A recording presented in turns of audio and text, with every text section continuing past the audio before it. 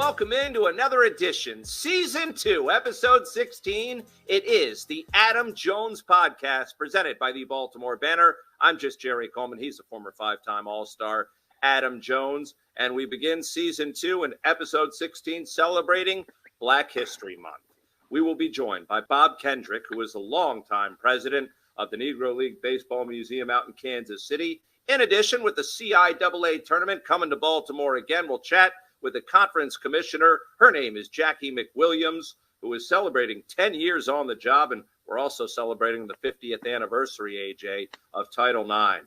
Orioles getting ready for spring training, depending on time purposes. We may or may not discuss this whole Adley Rutschman autograph situation. Adam has some thoughts on that. Also, Super Bowl week, we'll get our respective picks. We're not saying wager on those picks, but we both have been to the big game, and Adam will compare that to his trip to the World Cup. And then we'll end things up with another edition of Socially Speaking as we pick your best social correspondents of the week. And we have a prize coming up next week, and we'll tell you how to qualify coming up in just a moment. But right now, we bring in our special guest. He was named the president of the Negro League Baseball Museum back in March of 2011. And is responsible for the day-to-day operations of the museum. Bob Kendrick joins us here on the Adam Jones Podcast. Bob, so grateful for your time here today. Thank you for coming on and joining us. And just a simple question for you. So why did they determine that the museum was going to be located in Kansas City? And I don't know, unlike a city maybe like Baltimore. Like Baltimore. Yeah. And honestly, it could have very easily have been in Baltimore. Baltimore had two Negro League franchises, the Baltimore Black Sox and the Baltimore Elite Giants. Now, spell elite, but it's pronounced elite. You make those Negro Leaguers mad if you call them the Elite Giants. Yes, you do. Elite Giants.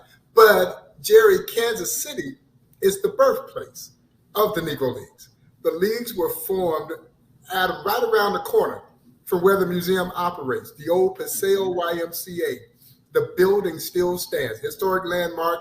We're now saving that old historic landmark and converting it into an education and research center in memory of our friend, the late, great Buck O'Neil.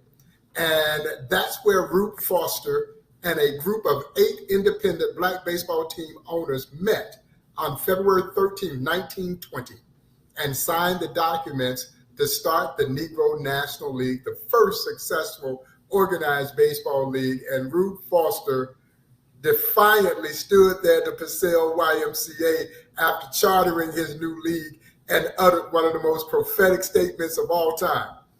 We are the ship, all else the sea. He was sending notice to Major League Baseball that a new player had arrived on the scene to be reckoned with. So Kansas City is really the fitting home for this great museum. Oh, Bob, first off, it's great to see you. It's been a while since I've been in your presence. Every time we always share good laughs, big hug.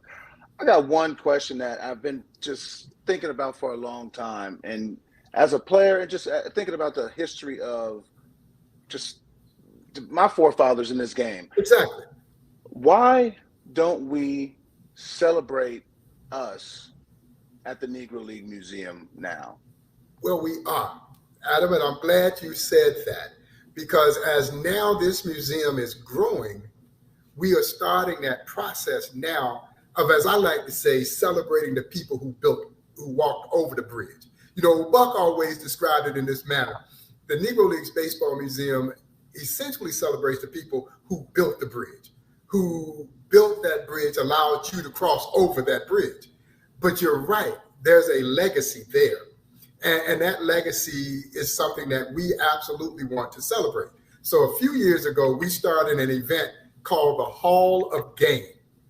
And the Hall of Game, Adam, each year honors former major leaguers who we believe played the game the way they played it in the Negro Leagues. So you played it with passion. You played it with high skill. You played it, obviously, with sweat, but you had to play it with some swag. For sure. And so if you didn't play it with that flair, you couldn't be in the Negro Leagues. And so each year we honor a class. We haven't done it in the last 2 years because of COVID. So we're starting that process now of recognizing those who crossed over the bridge. And I can tell you this, I don't want to let the cat out the bag. At some point, we will be calling Adam Jones saying, come to Kansas City because we want to induct you into the Hall of Fame. We're just going to throw that out there now. We wait 5 years, and, same thing as the Hall of Fame does. But, outside of that, man, it's just about how you played the game. Did you play it? As my friend Dave Winfield would say, that the ultimate compliment that he ever got was when he sat down with the old Negro League players and they would look at him and say, you know what? You were good enough. You could have played with us. Oh, that's the greatest compliment that you can get. I'm telling you, I've met with many Negro League players. Greatest compliment you can get because they still watch the game. They know the flair. They don't care that, you make all this money. They don't care about that. They care about how you approach the game every single day. Yeah. Love watching and love when you get that validation from them dudes. It's different. It meant something. Oh, big time. Yeah, no, it meant something, and they were sincere because the thing, guys, that I remind people, and people would tell Buck, well, Buck, we showed, I know you got to be a little bit disappointed that you didn't get a chance to play in the major leagues, and your contemporaries didn't get a chance to play in the major leagues, and Buck would look at them, and he meant this too.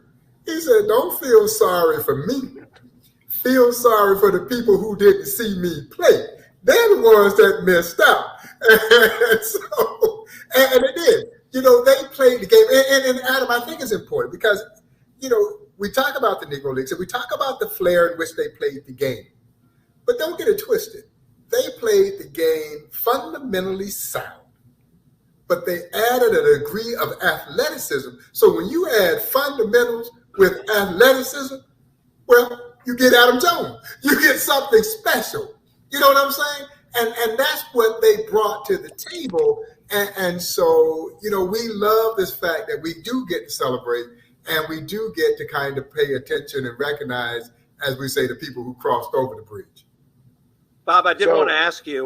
Go ahead, Adam. I got some questions. So, you go right ahead. No, the final part, I'm sorry, Jerry. The final part that you said, though, is like we play fundamentally sound. Like, when we came in the game of baseball, when I came in the game of baseball with the Mariners, the first thing that was heart down my throat, play the game fundamentally sound. We have to be better. Play the game. I was fortunate enough to have an African American coach who was like, hey, on the low was like, look it, you're a shortstop. You want to be a shortstop, you're going to have to do more. You're going to have to work a little harder. You're going to have to do a little bit more. Just because you're a first rounder, that don't mean nothing because we can change positions with you. Things are a little bit different once you get into this big part. The little money that they gave you, they don't care about that. Can you make it work? And we had to be fundamentally sound. We had to run the bases the correct way. We had to bunt. I remember Mike Hargrove. I didn't get a sacrifice bunt down. He looked at me like I was like, oh my, like, hey, I'm just a player. And the next day, guess what I was doing at 1 o'clock in the afternoon? I was out there bunting. Hey, that's how it go. We have to get the thing. And that's a go for all players, not just black players. But no. You got to be fundamentally sound. Well, as you know from your many visits to the Negro Leagues Baseball Museum, the great Rube Foster, Jerry, he would fine his ball players at the turn of the 1900s as much as $5 if you were tagged out standing up. You were supposed to slide. He would draw a circle down the first base line and a circle down the third base line. And if every one of his players couldn't drop a bunt inside the circle, he would fine them. He was adamant about the style of play that would become signature in Negro Leagues baseball. Rube Foster in one game once called for like 12, 13 consecutive bunts in the game. His team was losing. He wanted to put pressure on the defense. He just kept having them drop that bunt, man. People were going nuts. They were making mistakes all over the place. But that was an important part of how they played the game in the Negro League. Now, they had guys who could hit the ball out the ballpark. But all those guys knew how to put that bunt down. They knew how to move runners over. They took the extra base. They made sure that they threw to the proper base. So all of that was in play.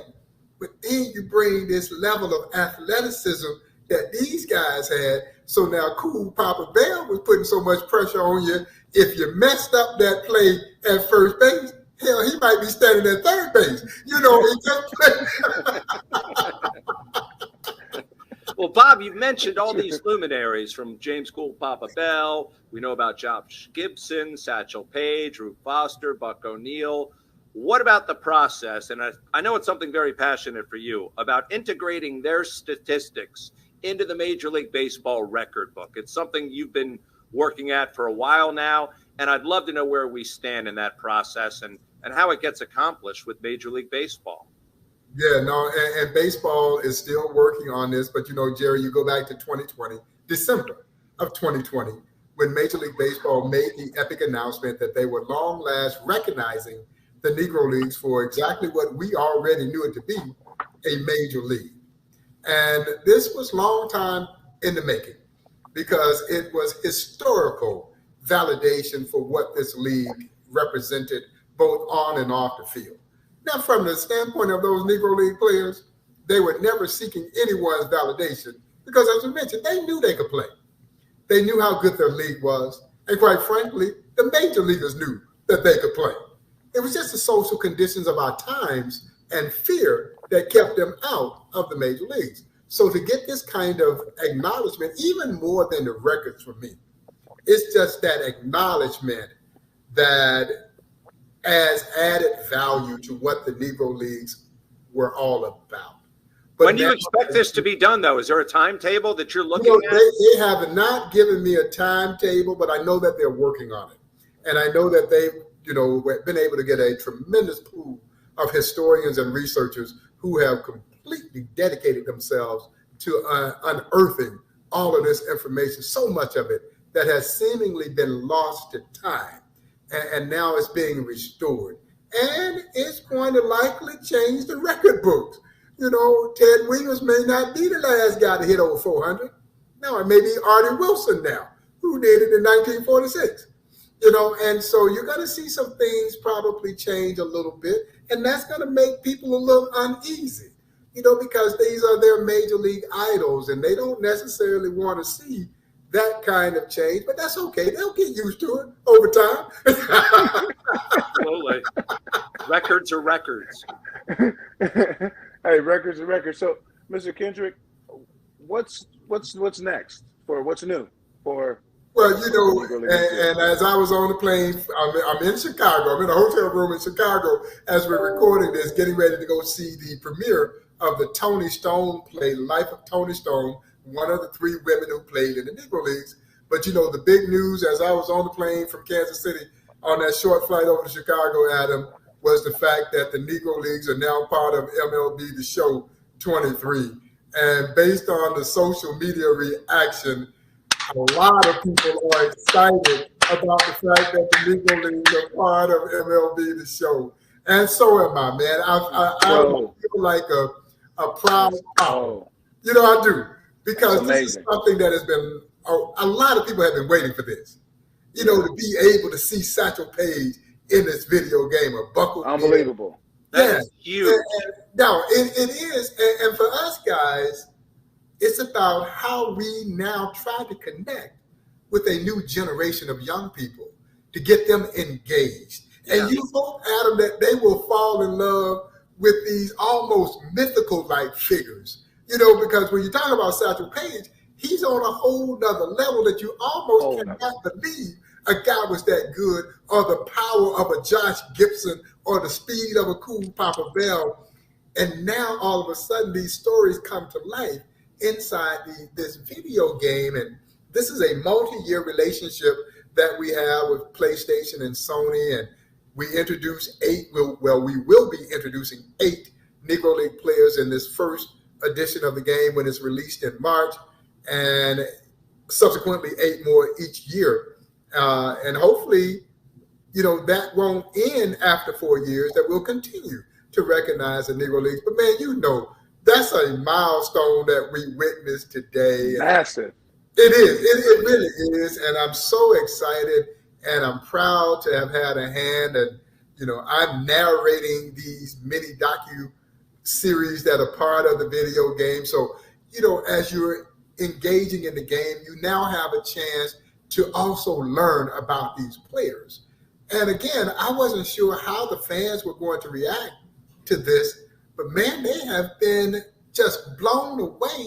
And it's not just the opportunity to be Satchel in the game, but they want to learn about Satchel. They're thrilled that there's this additional biographical information that they can gain while they're getting ready to play the game. And so, man, all the folks over at PlayStation have been amazing. We've been working on this project actually a little less than a year to pull this thing together, which was yeoman's duty, let me tell you.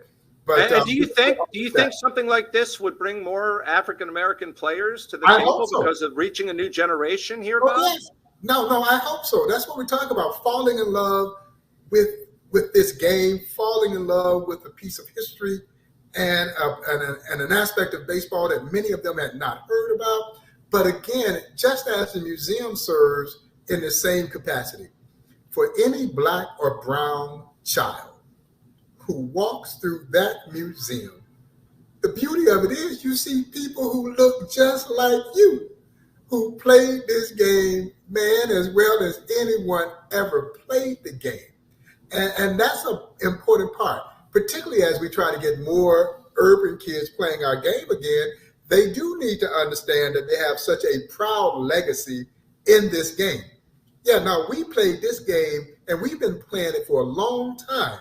And I hope that we will continue to be a part of this game because, quite frankly, guys, baseball is better when we play.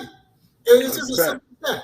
And that's not just for Black folks, but people of every race and ethnicity. The game is just better when you're able to bring all the talent to the forefront. I tell people all the time, you go back and look at what happened when Jackie Robinson embraced color barrier. And now these other Black and brown players are able to transition into the major leagues. What happened? The game got better. You got a better product. And so that's what this is all about in its own way. And for us to hopefully build a new legion of future supporters of this museum. We've got to go, I tell people all the time as a museum, and this I think is true for any museum, the challenge is always, how do you create relevancy? Negro Leagues baseball, as you both know, hadn't been played in over 6 decades. But its relevancy is just as important today, maybe even more so, with some of the things that we've seen happen in our society. And so I can't wait for those young kids to come to me at the Negro Leagues Museum. I can't wait for it. Yeah. I got to go to them. And I've got to go to them in the modes and mediums in which they are accustomed to getting their information so that I can create that level of engagement. So that's one thing that we just announced today at the time that we're recording this. Last week, it was the new animated series that we did with Major League Baseball, a new animated short series that was introduced February 1st, first time that we've applied animation to the Negro Leagues. And again, I call it contemporary storytelling because, Adam, think about this. All the great stories that Buck used to tell, but there was no video. Right. Yeah, because there was no video.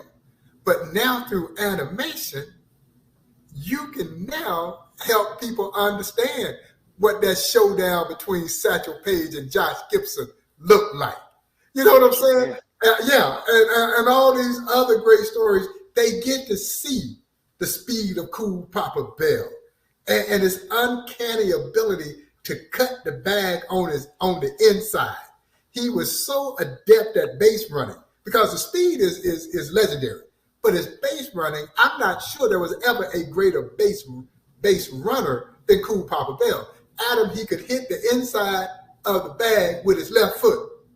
And a lot of times the umpires thought that he had missed the bag because he was so skilled at it. And which is what really enabled him to get around the bases so doggone fast, along with that blazing speed. And so through animation, you can see it, even if it may be slightly exaggerated.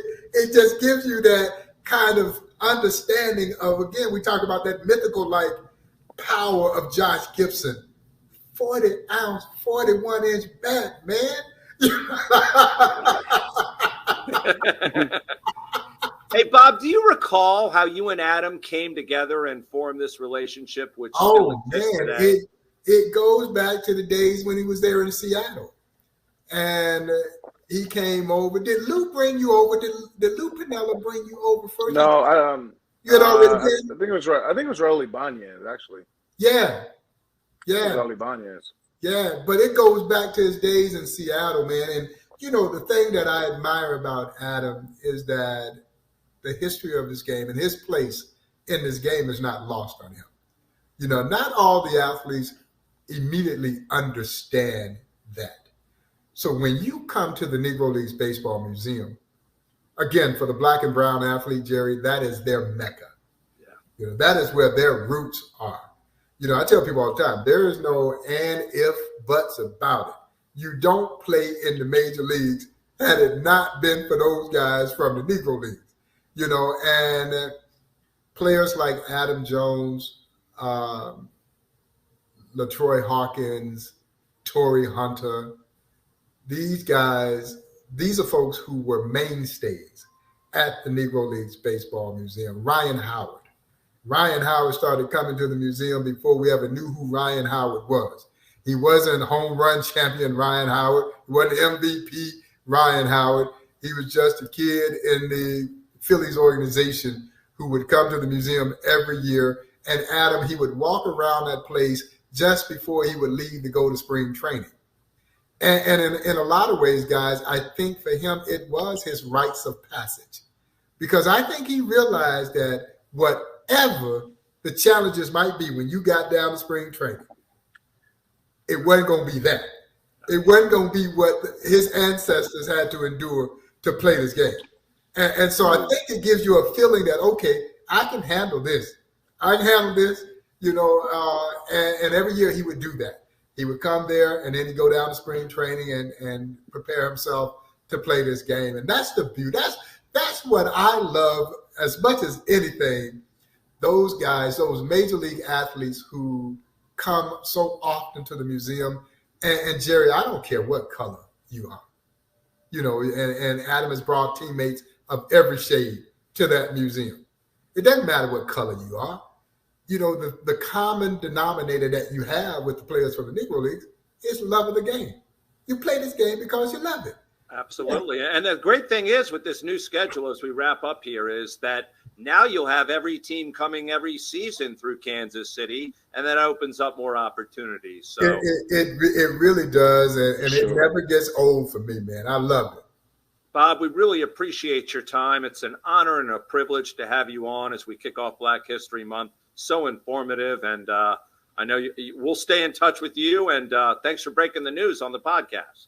Yeah, no, man, we're super excited, and I look forward to seeing you both sometime soon. Thanks, guys. I tweeted it. Yeah, thank y'all for having me. Oh, yeah, I'm super excited about it. All right, Bob Kendrick joining us here on the Adam Jones podcast. And like I said, in talking to him, Adam, you two have known each other for a significant period of time. He certainly isn't shy and essentially is so dedicated to his job. He eats, sleeps, lives, and breathes it 24/7 on the road, trying to make things happen. And you couldn't ask for a better guy to lead that museum in terms of day to day. He just wants the Negro Leagues to get the recognition that they just deserve. That's it. And they deserve it earned. I mean, they went out there and played the game hard. And there's documents when they played against the MLB Stars.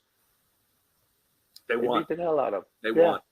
Yeah. So you can't say the talent's not there. Obviously, the country was not in the, space for that yet. So, it was what it was. But, hey, if you're ever in Kansas City, you got to go. Obviously, you got to follow that with some barbecue and all that. I was going to say that's part of the trip. Of course, 100%. But it's magical. And Reggie's been there, and I took Reggie there, and obviously plethora of teammates throughout the years. I was taken there. Mark McLemore told me to go there, and it's it's my history. I got to know my history. I got to know where I come from. Everybody else know where they come from in society and all that. I can finally know where I come from in some capacity, and this is the capacity where I know where I come from. And we continue our conversations here on the Adam Jones podcast. We're doubling your pleasure here on this first edition of Season 2, Episode 16. We bring in the commissioner, the longtime commissioner, celebrating 10 years on the job of running the CIAA men's and women's basketball tournament is coming to Baltimore. We'll talk about that. So grateful to have Jackie McWilliams with us. Jackie, thanks for taking the time and joining the podcast. We can't wait to have you in Baltimore coming up later in the month. Let me ask you, though, about the relationship with the city of Baltimore, how that was cultivated, how it evolved, and where it's going in the future. I know you're sitting in Charlotte.